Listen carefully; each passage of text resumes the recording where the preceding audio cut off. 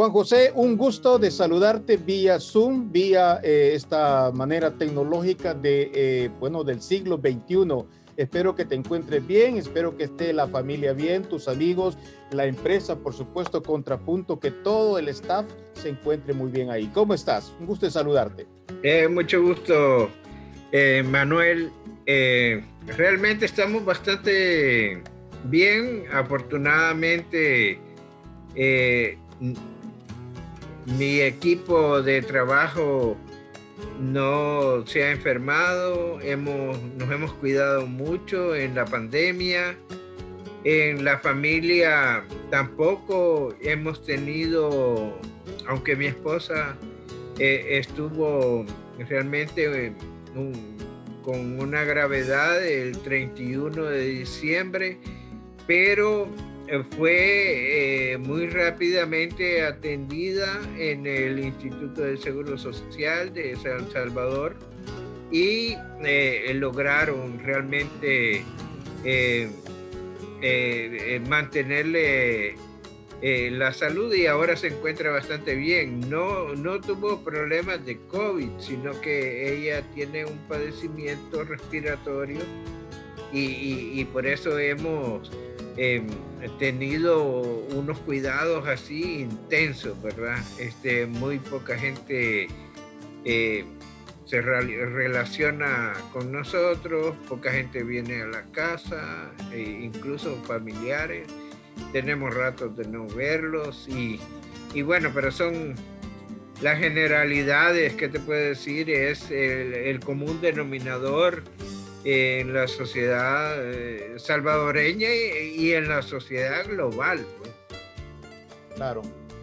Bueno, te decía el otro día, Juan José, que a ustedes, a la familia, independientemente de la historia tan bonita que tienen con la historia de tu padre, Roque Dalton, a ustedes como familia se les quiere mucho en el exterior, en los Estados Unidos. Ustedes tienen muchísimos amigos, muchísimos contactos, muchísimas personas que están pendientes de ustedes, de la familia, del caso, que bueno, vamos a hablar ahora, aprovechar a hablar un poquitito de eso, pero te digo, mi recomendación que yo hacía el otro día cuando hablábamos de manera muy franca y muy amistosa, es de que no descuidaran ustedes realmente el exterior, especialmente, imagínate Los Ángeles, más de 350,000 personas, cada día hay más, registran más, es decir, la comunidad salvadoreña es muy estratégica, especialmente en la ciudad de Los Ángeles. Así es de que, hablando el otro día, bueno, yo les pedía a ustedes que no se olvidaran de todos los amigos que los quieren, de esa comunidad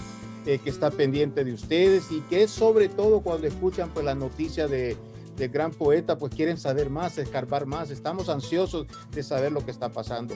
Así de que bueno, Manolito, te quiero decir que tenemos una íntima relación con la comunidad salvadoreña en el exterior. Es cierto que tengo ya algunos años de no ir a Los Ángeles. Cuando después de terminado el conflicto armado estuve yendo a la zona de Los Ángeles, también a Arizona en varias ocasiones. Después me he desplazado por relaciones, por problemas de trabajo también, hacia la zona de Washington, D.C., y donde tengo una gran cantidad de amigos. Te voy a hacer una infidencia. Una vez un compañero, y no lo quiero que se tome con ínfulas de ningún tipo, pero un amigo que cada vez que yo llego a Washington nos reunimos en la casa de un pintor o de un escritor o de un activista cultural o de gente amiga, trabajadora que vive en esa zona. Y no te voy a mentir, a veces hemos tenido reuniones entre amigos que llega al número de entre 30 y 50 personas. Cada uno lleva su botella de vino, el otro que lleva, ¿cómo se llama? El queso, jamón, otra persona que compra a saber de dónde, pero aparecen las pupusas, los tamales, y ¿cómo se llama? Y se hace una noche salvadoreña interminable, ¿verdad? Entonces he tenido que ir a Washington porque allí está la sede de la Comisión Interamericana de Derechos Humanos. Y como bien se sabe, el caso de mi padre lo hemos llevado a la Comisión Interamericana. Pero los comisionados están estudiando el caso, pero tenemos que agotar aquí en El Salvador la última posibilidad de que se haga justicia.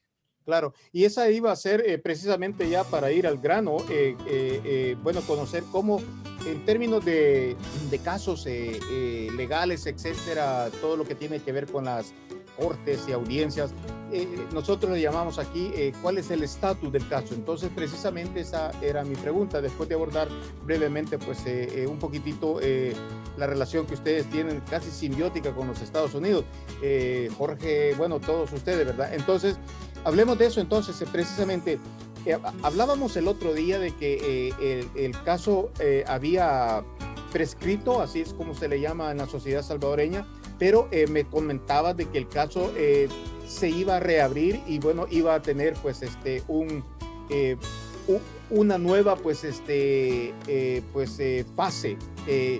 Hablemos entonces de esa parte ya un poco más diluida para que los amigos que van a ver esta y que están viendo pues esta entrevista conozcan cómo está el caso de todo eso que ha envuelto pues el asesinato de tu padre.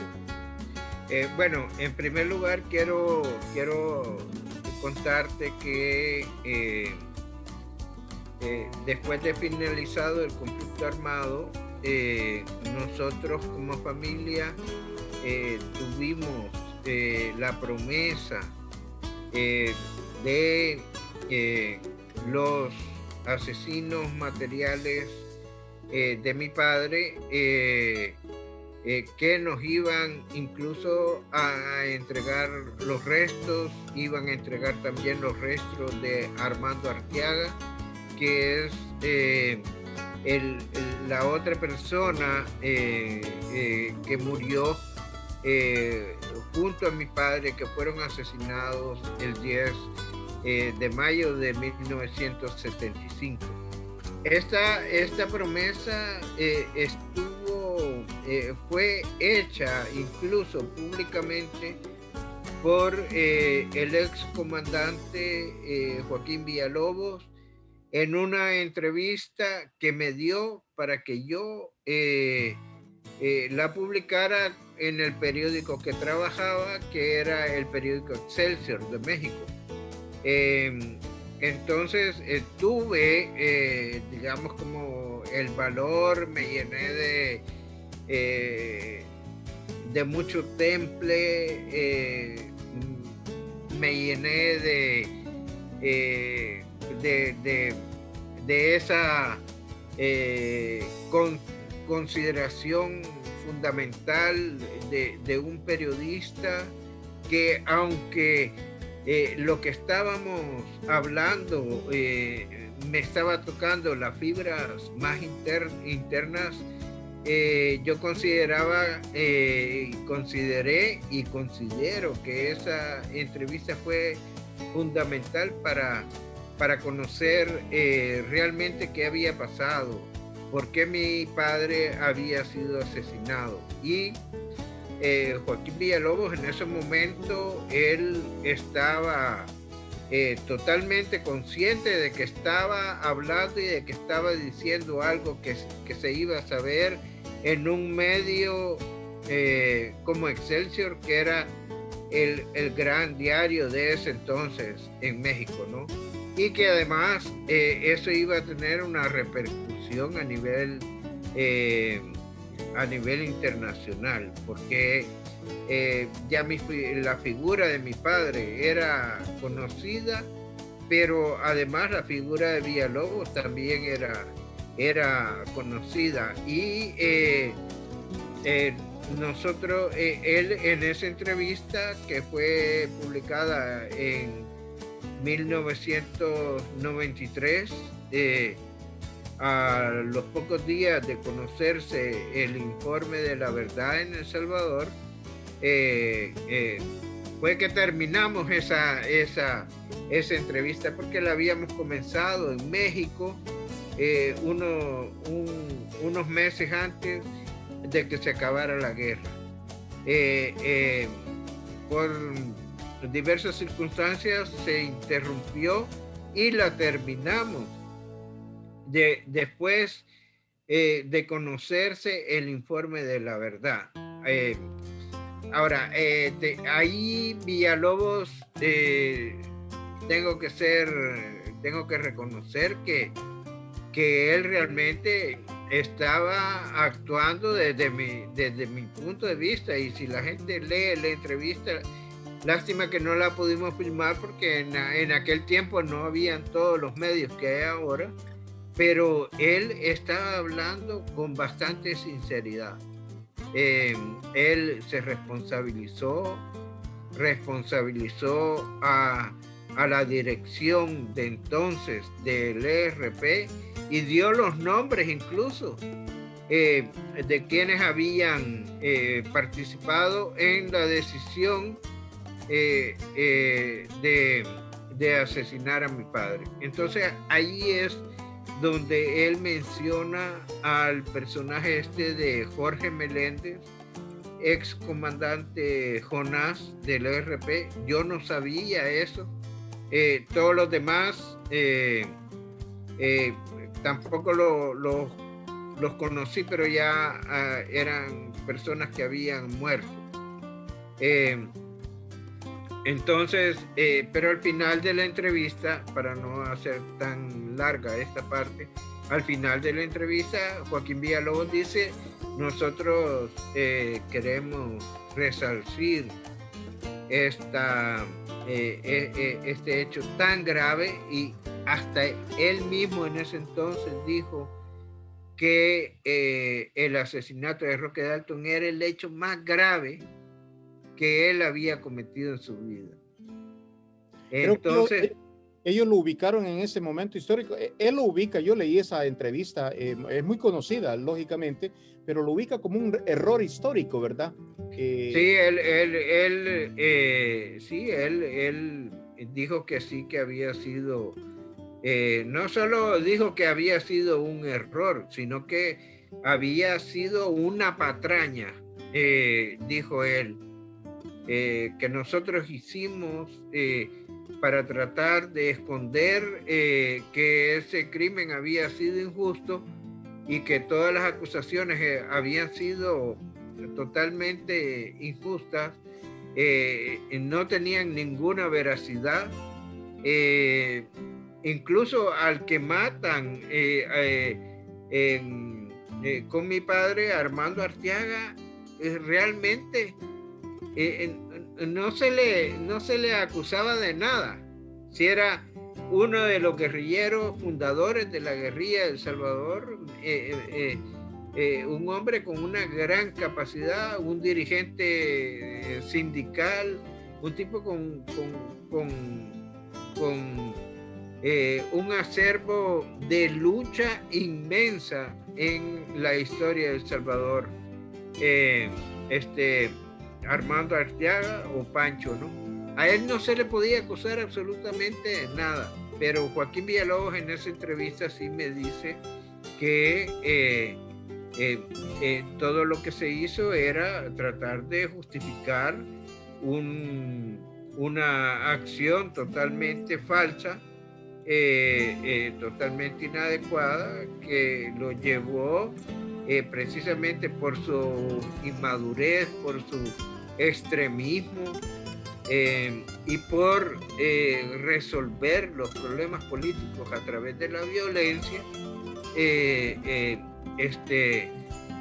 llegaron a cometer un crimen que hasta ese momento todavía se encuentra impune. Después de esa, tengo la curiosidad, creo que lo sé, pero quiero reafirmarlo en esta plática. Después de esa entrevista que tuviste con Joaquín Villalobos, nunca más volviste a tener contacto con él. Número uno. No, que quiero decirte que no, es probable también con Jonás que nos hayamos cruzado porque ellos eran personajes públicos y yo periodista que trabajaba con varios medios internacionales, probablemente me haya cruzado con él, pero nunca más volvimos a hablar. ¿Qué fue lo que sucedió después? Pasó un tiempo, nosotros siempre estábamos con la inquietud y la exigencia de justicia, sobre todo buscando que apareciera el cadáver de mi padre y de Armando Arteaga para rendirle, ubicarlo en un lugar donde la gente pudiera llegar a rendirle homenaje. Fíjate vos que aquí a este país vino Saramago, por ejemplo, sí, el gran escritor portugués, y cuando él preguntó dónde está la tumba de Roque Dalton, lo que hicieron los que andaban del protocolo de él fue cambiarle la conversación, pues, porque no le pudieron decir nada, no le pudieron ni siquiera decir la verdad, de decirle, no, sí, no hay tumba para Roque Dalton, ni hay un monumento,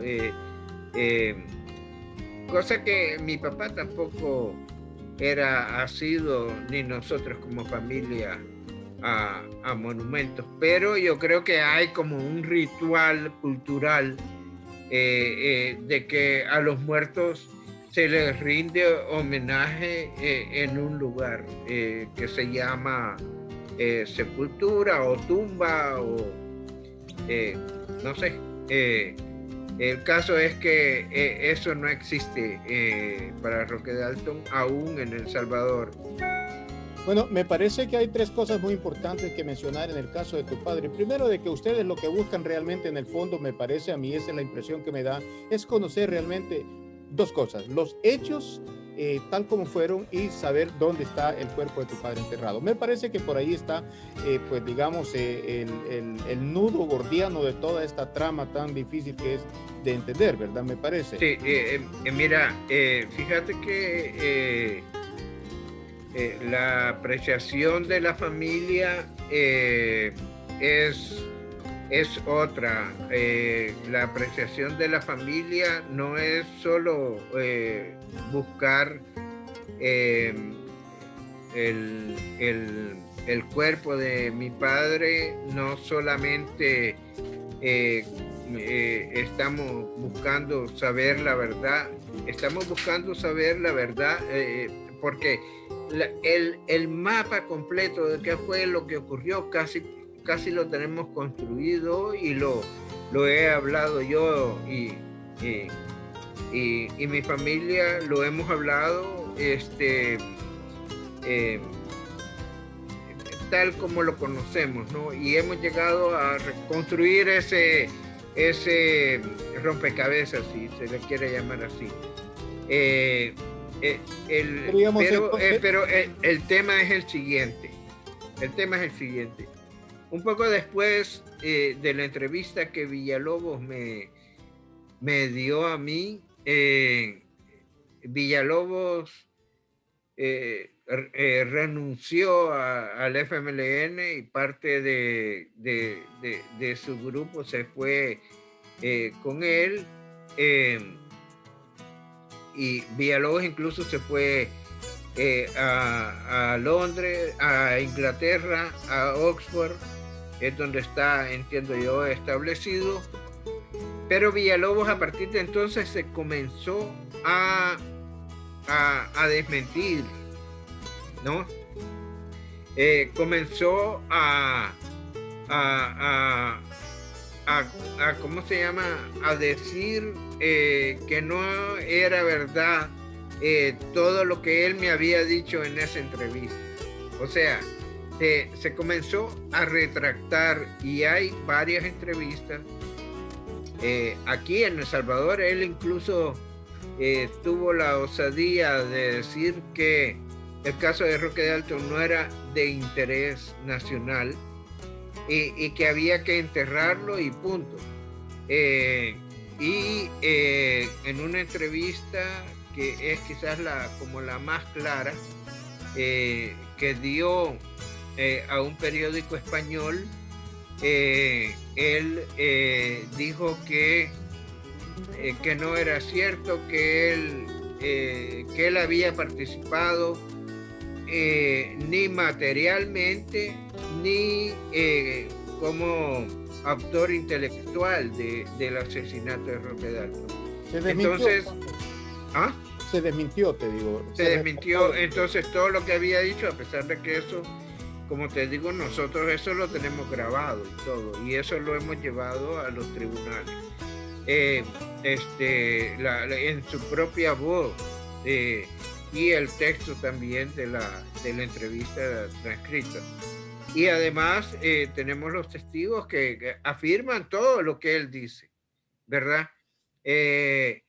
Entonces, eso nos molestó tremendamente, como era lógico, a cualquiera le molesta que la burla, ¿no? La burla, tomando en cuenta no solo la importancia del personaje que se está hablando, porque es tremendamente... La víctima vuelve a ser revictimizada, nosotros en este caso como familia, y la burla nos lleva a la conclusión de que tenemos que buscar la verdad jurídica. Esta misma situación nos pone en la búsqueda de la justicia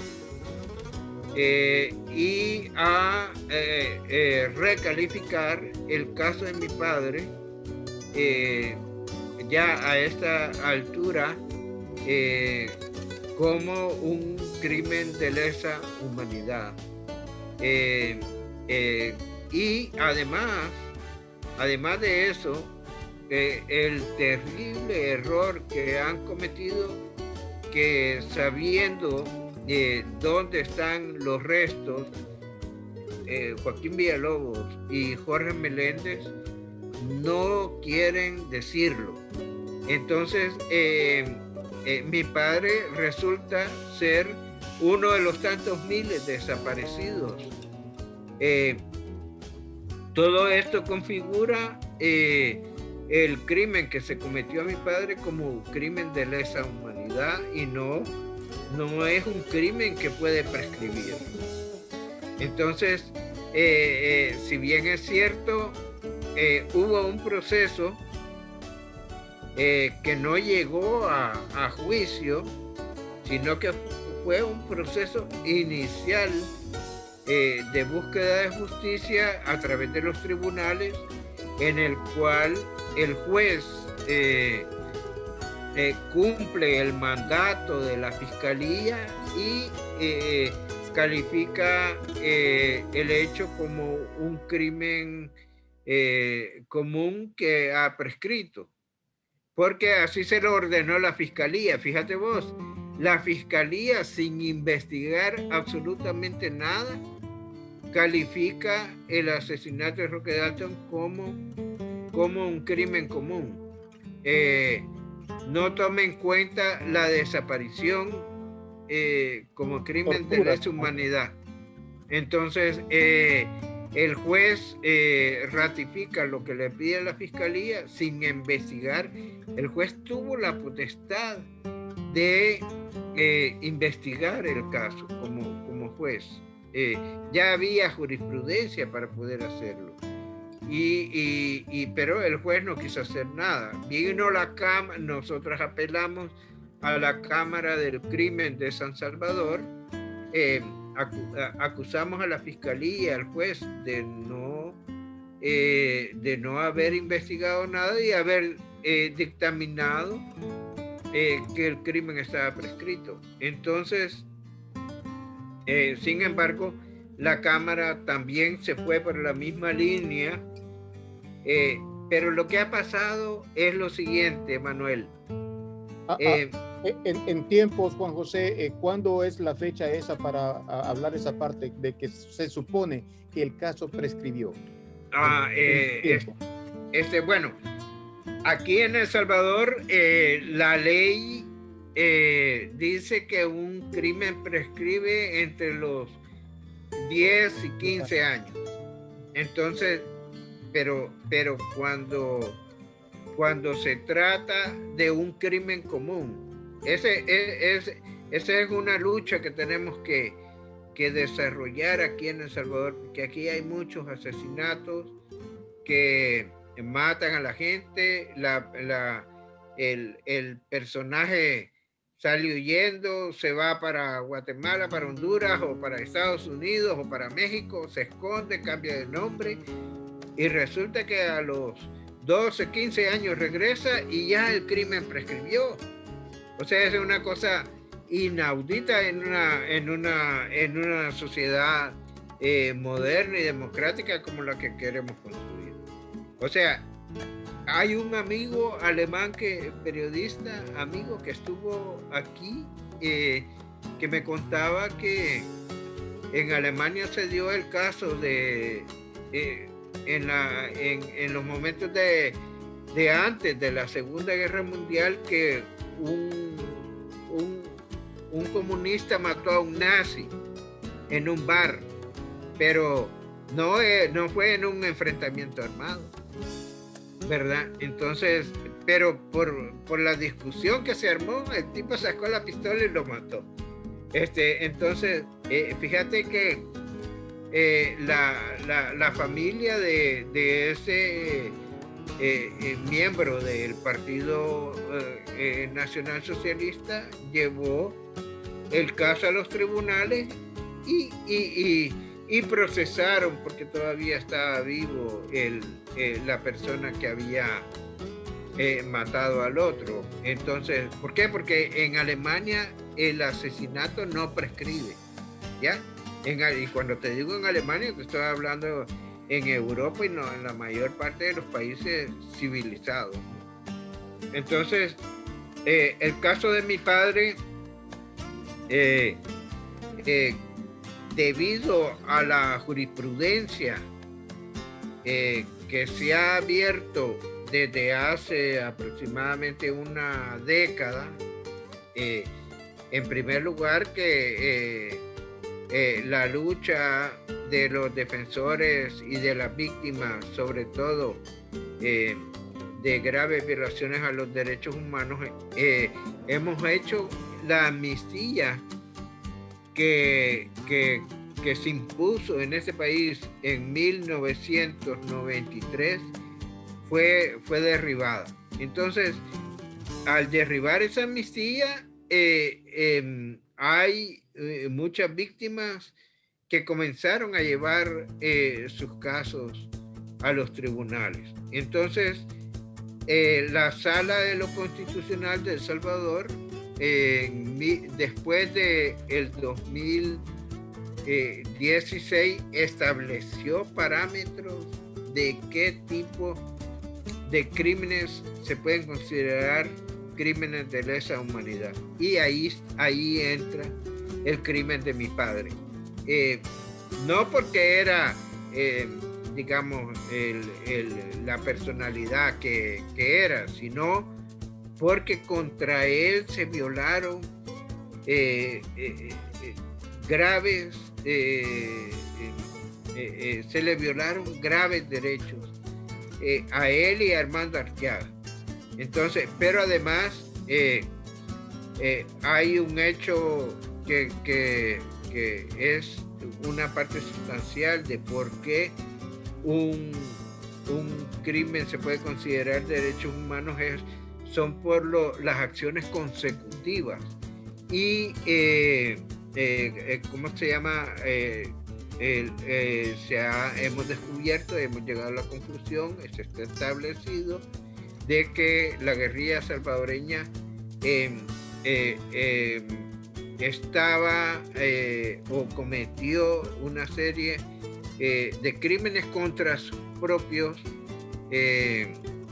disidentes, digamos. Se les acusaba de que eran, como el caso de mi padre, de que eran agentes de la CIA y todo eso, y los terminaban matando sin ningún tipo de juicio, sin ningún tipo de investigación.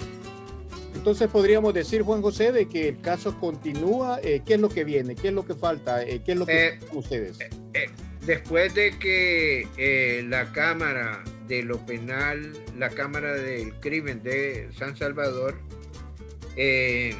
estableció que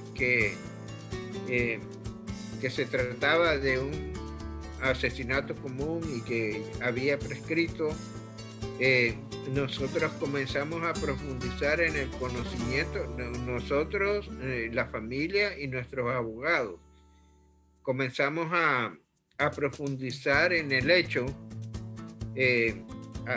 y a confrontarlo con el derecho actual vigente, con la jurisprudencia, se le llama a eso, ¿no? Con la jurisprudencia vigente. Entonces, nos costó un poco de tiempo y llevamos el caso, pedimos un amparo a la Sala de lo Constitucional en el 2018. La Sala aceptó el amparo y actualmente lo está estudiando. Estamos esperando unos procedimientos que tiene que tener la Sala, porque te imaginarás también la realidad de este país. Aquí todos los días hay asesinatos, tremendos, matanzas, y hay centenares, miles de casos que ocurrieron antes y después de la guerra, que también constituyen crímenes de lesa humanidad. Entonces, me imagino yo que la tardanza es lógica, pero como se dice, estamos en la vía de la confianza y el optimismo de que sabemos que la Sala nos va a amparar. Dos preguntas. La primera, quiero que me diga brevemente el respaldo que ustedes tuvieron para todo lo que ustedes han estado haciendo alrededor del caso de tu padre en el gobierno anterior. ¿Cómo, si lo podemos medir, cómo miras la diferencia entre el gobierno anterior y el gobierno actual de todo lo que envuelve pues el caso de tu padre? ¿Cuál es la percepción que tienes? O sea, a ver, los dos gobiernos anteriores y los de Arena,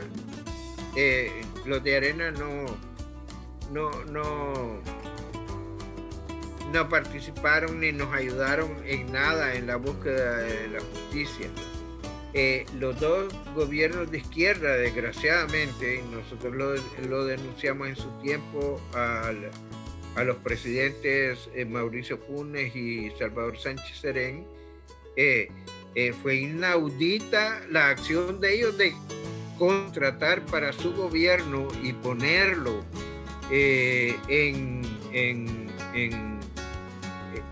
como uno de los hombres en la mano derecha de los presidentes, a Jorge Meléndez Jonás. Era secretario presidencial para la vulnerabilidad del Estado. O sea, lo que hicieron fue los dos gobiernos darle protección al asesino de Roque Dalton. Y eso puso a la familia en un enfrentamiento, especialmente con los dos presidentes, ¿no? Entonces, ¿qué pasa con este gobierno? Este gobierno no tiene esa connotación de esta impunidad generada por aquellos dos gobiernos.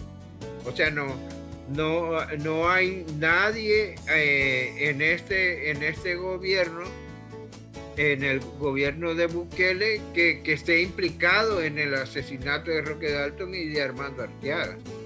Y en manos de la justicia, sobre todo de la Sala de lo Constitucional, está la posibilidad grande que al fin en El Salvador haya justicia para Roque Dalton, donde nos tiene que amparar. Y hay dos cosas que me gustaría que mencionara brevemente también, dos cosas muy importantes que se han dado pues alrededor de este gobierno actual, ¿no? Te confieso que he leído al menos toda la parte del Plan Cuscatlán sobre la relación de los salvadoreños en el exterior, y ahí hay una parte muy interesante que envuelve el caso Dalton. Ellos están, pues han involucrado con una especie de otorgar becas y bueno, han metido al menos el nombre de tu padre en este gobierno. Por un lado, hablando con el tema de los salvadoreños en el exterior. Y por otro lado, también en la conversación que tuvimos fuera de cámara y de esta transmisión hace algunos días tú y yo, me mencionabas también algo muy interesante de que el gobierno actual, al menos eso es lo que yo entendí, pues habían decidido, bueno, utilizar parte de la obra de tu padre en pues el sistema escolar del país. ¿Es cierto todo esto que estoy mencionando o estoy equivocado en algo? No. Bueno, en primer lugar, quiero decirte que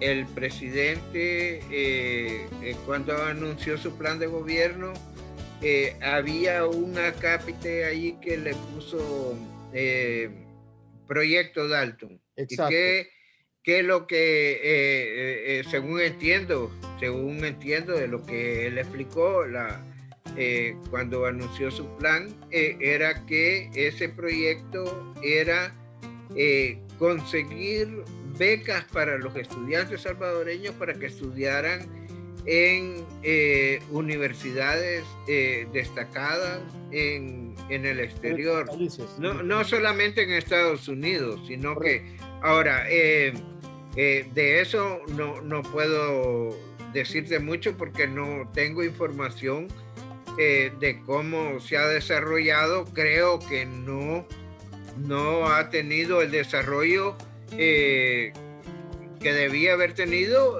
precisamente por este problema de la pandemia, entiendo yo, no, porque es un proyecto realmente de avanzada. Sí. Y bueno, eso es con respecto al proyecto Dalton. O sea, me parece, si me preguntaras a mí qué pienso yo de ese proyecto, ojalá se llevara a cabo. Pero ni la familia, ni yo, ni mi hermano tenemos nada que ver con el desarrollo de ese proyecto, pero si se diera, cómo no lo tendría que elogiar. Como elogio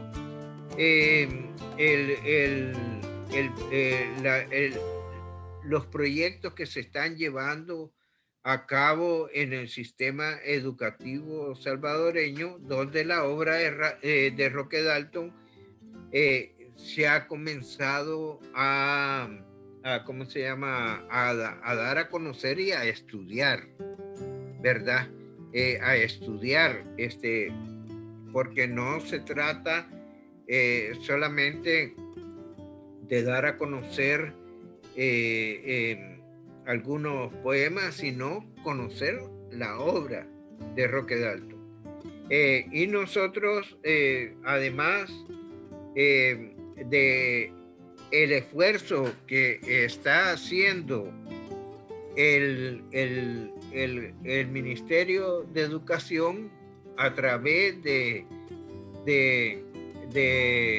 el Instituto de Formación Docente, INFOD,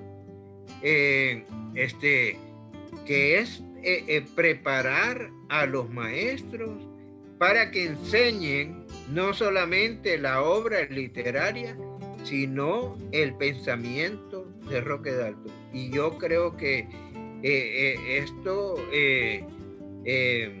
debió haberlo hecho desde el primer gobierno de la izquierda salvadoreña, pero ellos, con tal de mantener al asesino de Roque Dalton entre sus filas, se olvidaron de todo esto, así como se olvidaron de cosas fundamentales que creo que la historia ha determinado que lo están pagando. Están pasando la factura, como diríamos en otro. Exactamente, o sea, no hay una acción que no tenga una reacción. Hablemos, Juan José, un poquito del trabajo maravilloso que ustedes están haciendo a través de la Fundación Dalton. Espérame, un momentito te voy a enseñar algo. Claro. Bueno, amigos, seguimos platicando con mi amigo y también pues una persona muy conocida a nivel mundial, especialmente también en el país, Juan José Dalton, uno de los hijos del gran poeta histórico Roque Dalton. Y bueno, la familia sigue buscando justicia. Hablábamos de forma breve los otros aspectos que envuelve toda pues esta situación del caso. Así que aquí estamos con Juan José Dalton una vez más. Es que, discúlpame que te haya interrumpido, pero te quería enseñar con las manos en la masa, como se dice. Me parece que va saliendo del comal, ¿verdad? Sí, no, mira, esto que tengo aquí es la guía metodológica para la lectura de la obra de Roque Dalton. Guía de mediación docente. Esto, mira, aquí está, te estoy enseñando,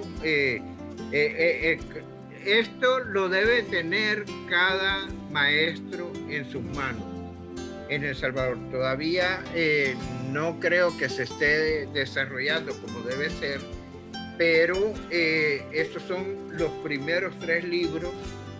Esta es una antología de la obra de Roque Dalton. Está la novela también, y hay otro libro que no lo tengo aquí, que son las historias prohibidas de Pulgarcito, donde está el poema de amor de Roque Dalton, ¿no? Entonces,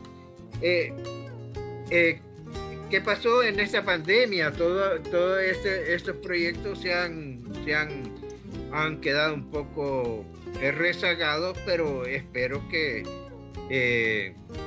lleguemos a la normalidad y comience a echarse a andar este proyecto que va a ser maravilloso para la juventud salvadoreña, porque no solamente se trata de Roque Dalton. Estoy hablando que nosotros como familia estamos impulsando no solamente el conocimiento de la obra de Roque Dalton, sino que el conocimiento de su pensamiento, de su vida, de su obra literaria, pero también el de la generación de Roque Dalton, porque fue una generación de ruptura cultural. O sea, fue una generación poco estudiada, quizás hay gente que la confunde con la generación comprometida, pero la generación de mi padre eran jóvenes rebeldes que se llamaron Círculo Literario Universitario, porque todos eran estudiantes universitarios. Pero ellos establecieron en El Salvador una forma de hacer cultura. Roberto Armijo, José Roberto Sea, Manuel Argueta, pintores como Carlos Cañas, Tirso Canales, o sea, eran realmente fueron los precursores del pensamiento que llevó a darle una gran fortaleza a la lucha contra la dictadura que imperaba en el país. Me parece maravilloso, al menos es un gran paso que se ha dado en el contexto del país, en el contexto de nación, involucrar pues la obra la obra de tu padre, que es tan extensa. Yo pues sigo considerando de que hay muchas cosas que hacen falta por hacer alrededor de la figura de tu padre. Unas cosas de esas creo yo que me parece que te explico brevemente. Por ejemplo, en la ciudad de Los Ángeles hace poco se hizo un busto del gran poeta Rubén Darío, por ejemplo, ¿verdad? Y bueno, una comunidad nicaragüense muy activa logró hacer un busto en la ciudad de Los Ángeles y tenerlo por acá, ¿no? Lo mismo se hizo con lo que ha sido, pues, la gran figura del gran Monseñor Romero, ¿verdad? Que hay una estatua, en el Parque MacArthur, en el famoso Parque MacArthur, y bueno, tantas cosas. Pero me parece, hablando en breve, me parece que por ahí tiene que ir el asunto con la figura de tu padre, porque yo creo de que hay dos personas que son los dos salvadoreños más conocidos a nivel mundial, ¿no? Que es Monseñor Romero y definitivamente Roque Dalton. Aunque ustedes no se busque, pero me parece que va a llegar su momento de que es necesario internacionalizar mucho más la figura de tu padre, porque nos dejó muchísimas cosas. Eso quería hablar y también, preguntarte un poquitito, porque la obra, la fundación que ustedes siguen manejando, Fundación Roque Dalton, está pues teniendo un papel muy destacado para dar a conocer la obra. Háblame un poquito de eso, Juan José, por favor. Sí, solamente una cosa, recordarte que en el MacArthur Park,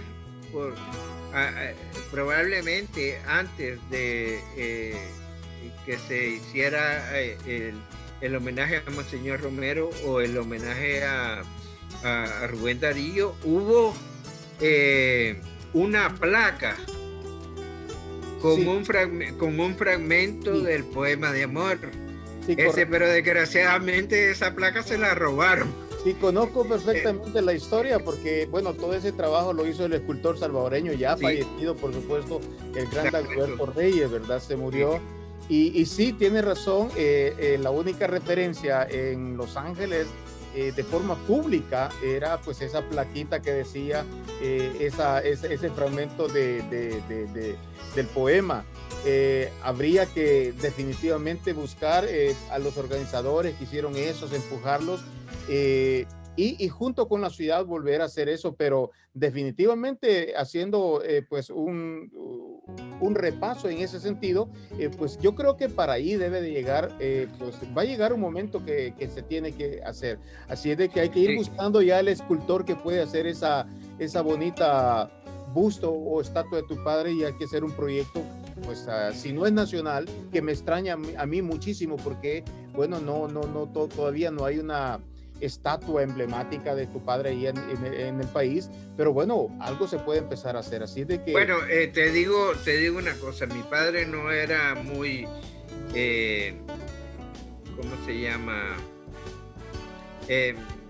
Mi padre era más bien una persona, tenía una personalidad adversa, como era una persona tan irreverente, tan rebelde.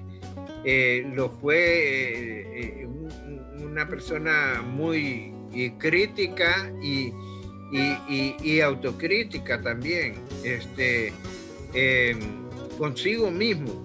Acuérdate que hay poemas, por ejemplo, como No siempre fui tan feo,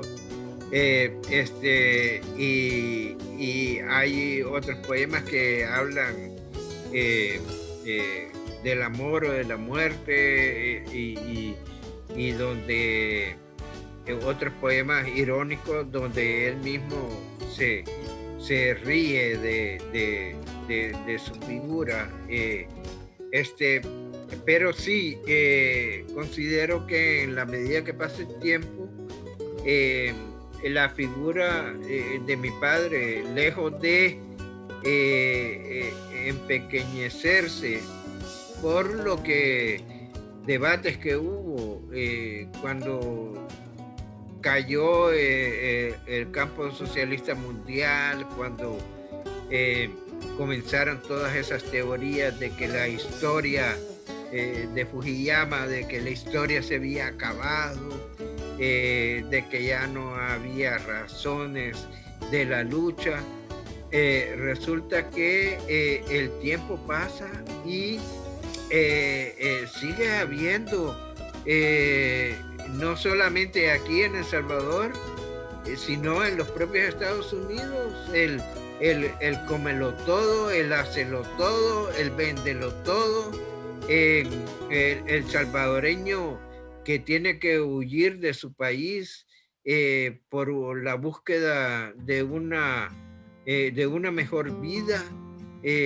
O sea, de todo lo que habló mi padre, de todo su pensamiento, está vigente en la actualidad. Y esa es la función que como fundación nosotros hemos asumido para coadyuvar a que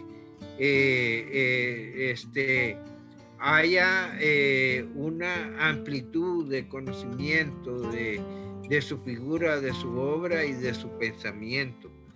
En las últimas acciones que hemos hecho, estamos por suscribir algunos convenios de colaboración entre la Fundación, la Universidad Nacional y algunas universidades privadas de El Salvador. O sea que en la Universidad Nacional, por ejemplo, recientemente finalizó en diciembre, fueron como 3 meses de una cátedra libre Roque Dalton. Fueron todas las semanas había un debate, una exposición, entrevistas para tratar diferentes aspectos de la obra de Roque Dalton, y participaron estudiosos de la obra de Roque Dalton que no solo residen aquí en El Salvador, porque ahora con esta forma de comunicarnos que tenemos vía Zoom, logramos que participara varios especialistas de Estados Unidos, y afortunadamente mujeres, ¿verdad? Como Juana Ramos. Pido perdón porque no me acuerdo de las demás, pero varias personalidades extranjeras y especialistas salvadoreños en la obra crítica de Roque Dalton. 2 preguntas siempre sobre el caso de Roque Dalton. La primera es la casita donde me di cuenta como que había una especie de movimiento para crear el museo ahí, ¿no? La casita royal. ¿Qué pasó con eso? Y luego... ¿Cómo se llama? La casa que fue donde mi padre prácticamente se crió, ahí fundó también nuestra familia, porque en esa casa vivimos mis hermanos y yo, vivió mi mamá con mi padre ahí. En esa casa incluso lo llegaron a capturar, a catear la casa. Cada vez que había cateo se llevaban los libros.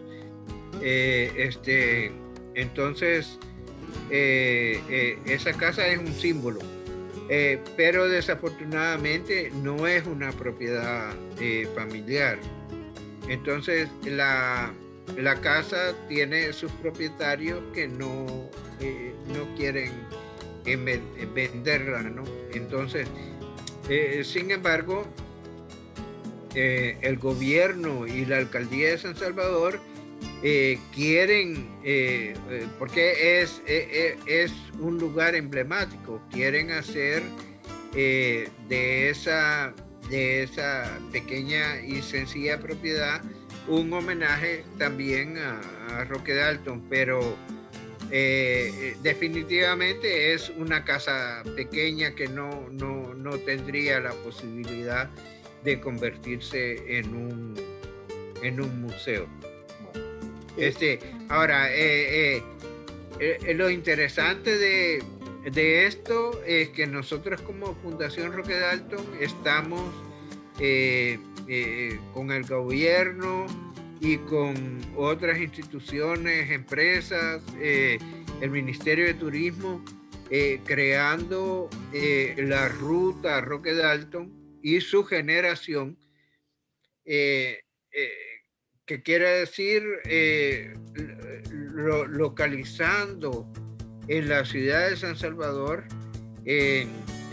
los lugares emblemáticos en que la generación de mi padre se reunía para crear. Y entonces hemos identificado un montón de lugares que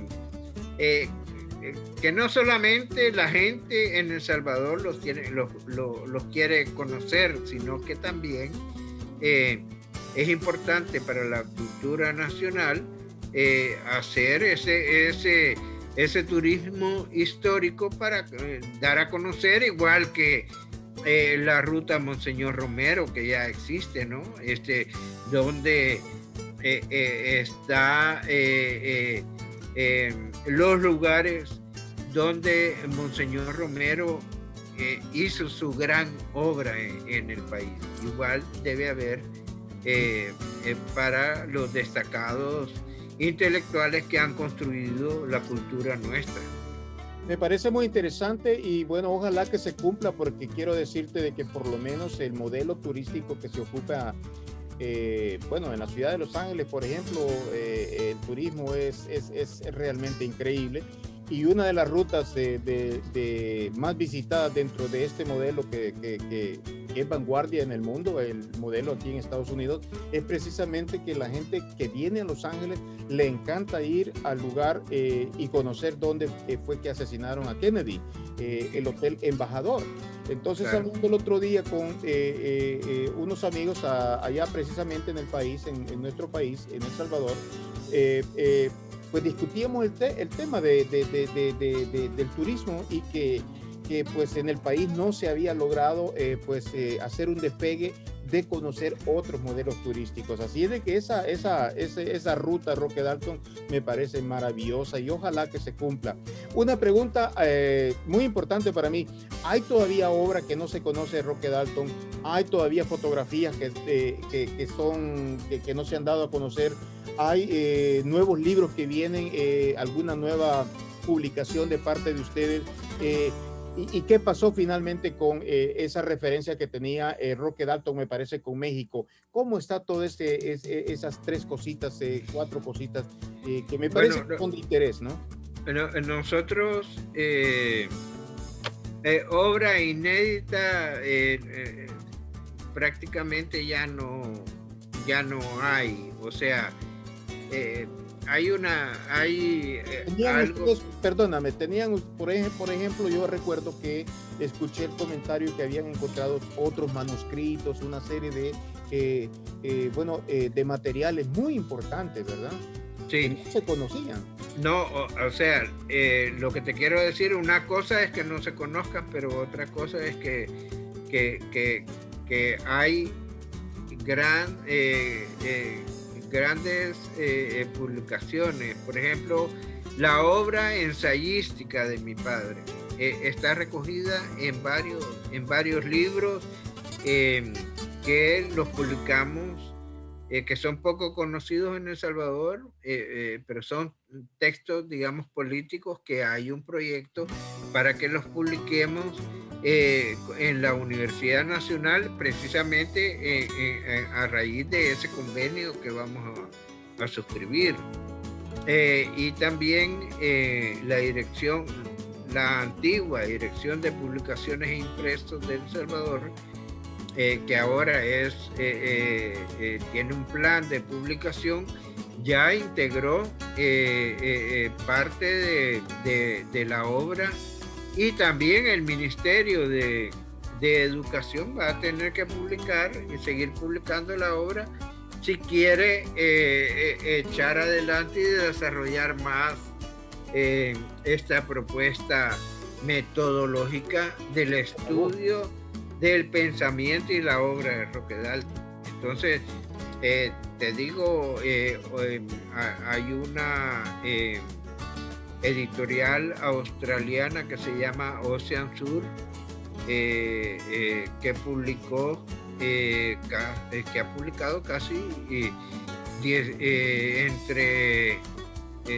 creo que son 15 títulos, y todavía faltan títulos. Por ejemplo, tenemos que son obras que ha aparecido parcialmente en las ontologías, como Los Hongos, que es un poema grande dedicado al poeta nicaragüense Ernesto Cardenal, que fue gran amigo de mi padre, un cura además, ¿verdad? Un religioso, donde debate mi padre, es un debate en ese poema, es un debate entre el religioso y el marxista, cómo coinciden para diseñar una sociedad realmente justa. Finalmente, Juan José, quisiera que me explicaras dónde se encuentran ustedes con el gran proyecto periodístico digital Contrapunto.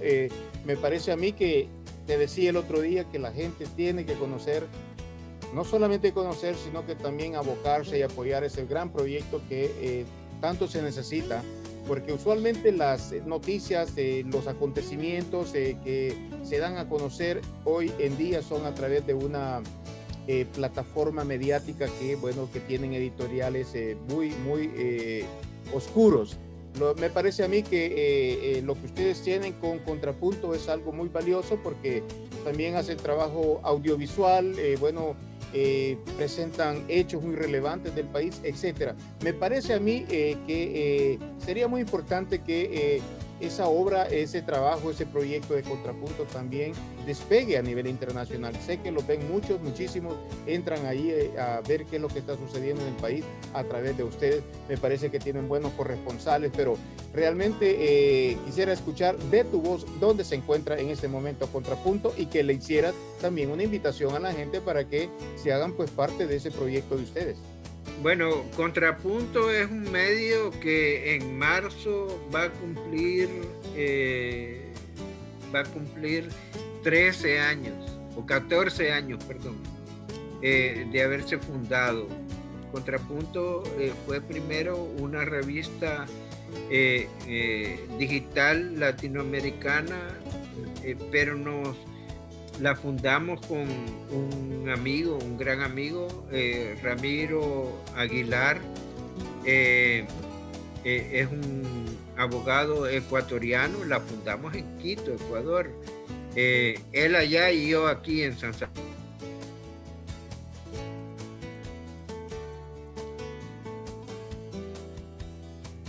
Entonces no logramos desarrollar, y él me apoyó para que Contrapunto se convirtiera en un periódico más salvadoreño, más centroamericano y también estadounidense, porque tenemos una gran relación y yo tengo un grupo de colaboradores que viven en Estados Unidos, entre ellos alguien de Los Ángeles como Gabriel Ledner, que fue periodista, sí, es periodista argentino que fue editor general de La Opinión de Los Ángeles, de La Opinión yo también fui colaborador, corresponsal durante mucho tiempo. El Contrapunto es en realidad un medio sencillo. Hemos tenido muchas dificultades porque hacer periodismo en El Salvador no es fácil, no tenemos todos los recursos a nuestra disposición. Sin embargo, hacemos un gran esfuerzo los que nos hemos quedado en Contrapunto. Luego, Contrapunto también ha sido una escuela de periodistas. Hay muchos periodistas que están estudiando y están trabajando en Contrapunto. Pero una vez ellos se desarrollan, aprenden, vos sabés cómo es esto, vienen otros medios más grandes y les dan ventajas a algunos de nuestros colegas que no se las podemos brindar nosotros, y bueno, hay una migración, pero Contrapunto, los del pasado y los del presente, somos una familia muy crítica. Estamos tratando de hacer ahora un periodismo más completo, más integral a través de los videos y a través de las redes sociales.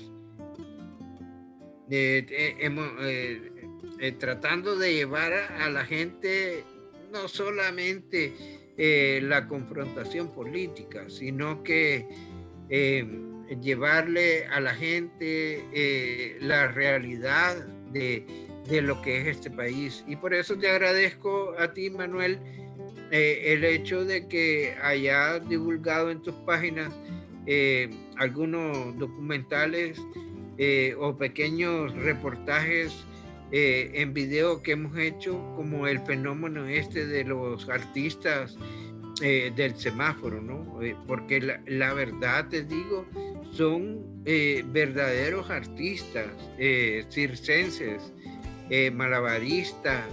Es increíble la cantidad de jóvenes que yo en algún tiempo he hablado con diversos funcionarios para ver cómo hacemos para, o si se pudiera hacer, recoger a estos muchachos y mandarlos a cualificarse en las escuelas de circo. Hay escuelas de circo en México, en Cuba, en Estados Unidos, en Rusia, en China. Entonces merece la pena, porque realmente son grandes artistas y hay que apoyarlos.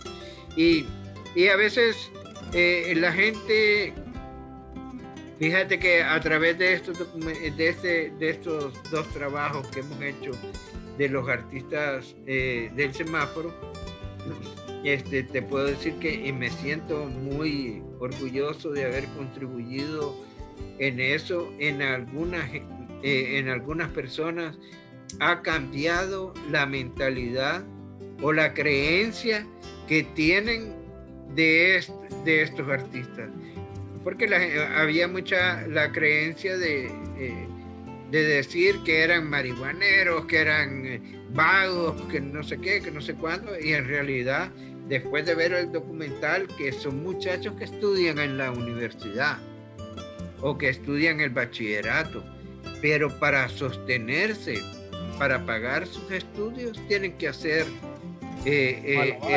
esos malabares. Y te digo, es increíble, porque muchos a veces los motociclistas lo han atropellado, los ofenden, le dicen cosas, y no ganan mucho tampoco, pero lo que ganan lo invierten en sus estudios. Pues esa es la diferencia que hace Contrapunto. Quiero felicitarte, quiero decirte, vamos a estar pendientes del caso Roque Dalton. lo siguiente, la siguiente fase que viene. Vamos a estar muy interesados en conocer, especialmente dentro de la opinión de ustedes, que es la opinión, diría yo, oficial de todo lo que sucede en el caso de Roque Dalton, por un lado. Por otro lado, también, vamos a estar pendientes de todo lo que hace, Contrapuntos. Creo de que podemos trabajar así como lo hablamos, una venida tuya a California. Creo que la gente te va a recibir muy bien. No solamente por el trabajo que están haciendo ustedes con la fundación, sino porque también hay una relación con ustedes de forma directa. Sé que has venido a la Universidad de Norwich con Douglas Carranza, con otra gente. Tiene bastante relación por acá, así es de que vamos a estar pendientes también de todo lo de Contrapunto. Voy a estar también, lógicamente, muy pendiente de ver si tenemos una charla después de todo lo que está aconteciendo pues en esta actualidad política en el país, ya escuchar la opinión de ustedes como periodistas, y por otro lado también ya nos corresponde a nosotros preguntarle al gobierno actual qué es lo que va a suceder con el proyecto Dalton, que de nuevo te digo, yo leí, yo soy un salvadoreño muy interesado con el desarrollo de la comunidad salvadoreña en el exterior, y bueno, leer en una plataforma, en una propuesta que se incluye un tema cultural como el caso de Proyecto Dalton con el tema de las becas, bueno, nos corresponde a nosotros preguntarle y darle seguimiento a esa gran propuesta que existe, al menos en papel escrita, y ver para dónde va todo eso. A nombre personal y a título pues de muchos salvadoreños que te estiman y te quieren, Juan José Dalton, muchas gracias por haber compartido con nosotros este tiempo. Sé que pasas ocupadísimo. Espero que tu mamá también se encuentre muy bien. Yo cada vez que hablo con tu hermano le pregunto cómo está tu mamá, etcétera. Y bueno, nos dimos cuenta pues el otro día que estuve ahí en San Salvador, una tía tuya se enfermó, y bueno, estamos pendientes de todos ustedes porque bueno, consideramos que son realmente pues salvadoreños, muy salvadoreños, que quieren mucho al país y que están trabajando con temas muy específicos que son de interés nacional, como son la búsqueda de la justicia con el caso de tu papá, y me parece que ahí hay una trama pues muy humana que hay que darle seguimiento. Así es de que creo de que no estamos pues para pues en este momento pues recojo yo ese sentimiento de muchos, tal como tú lo dices, no hay que sembrar odio, pero bueno, lo que se tiene que hacer, se tiene que hacer. Así es de que pues muchas gracias de nuevo, es un placer conversar contigo, y espero pues darte un apretón de manos o un abrazo cuando te vea, ya sea allá en nuestra querida capital o en nuestra querida sucursal del cielo allá en Santa Ana, o en la ciudad de Los Ángeles o en California, San Francisco. Sé que te conocen mucho por ahí también, y bueno, espero que nos veamos pronto. Bueno, gracias Manolito, yo a tus órdenes siempre para lo que se requiera. Yo tengo una visión optimista del futuro de El Salvador, y lo más que quisiera es hacer posible el sueño de mi padre, que decía que El Salvador tiene que ser un lindo y, sin exagerar, serio país, ¿verdad? Ojalá las luchas que se tengan que seguir dando nos lleven a una sociedad más justa, más democrática, más tolerante, más comprensiva, y sobre todo hacer que el salvadoreño se sienta realmente orgulloso de nuestra nacionalidad, y que los salvadoreños que están afuera también ya no sientan solo la nostalgia por el país, sino que sepan que ahí tienen un país digno también de vivir, y ese es nuestro pensar, y por eso estamos luchando también. Muchas gracias. Bueno, un abrazo. Espero que nos veamos muy pronto, y por supuesto, antes de que se me olvide, salúdame a tu esposa Ruth. Muchas gracias, saludos, un abrazo desde la distancia. Hasta luego. Vaya pues, muchas gracias.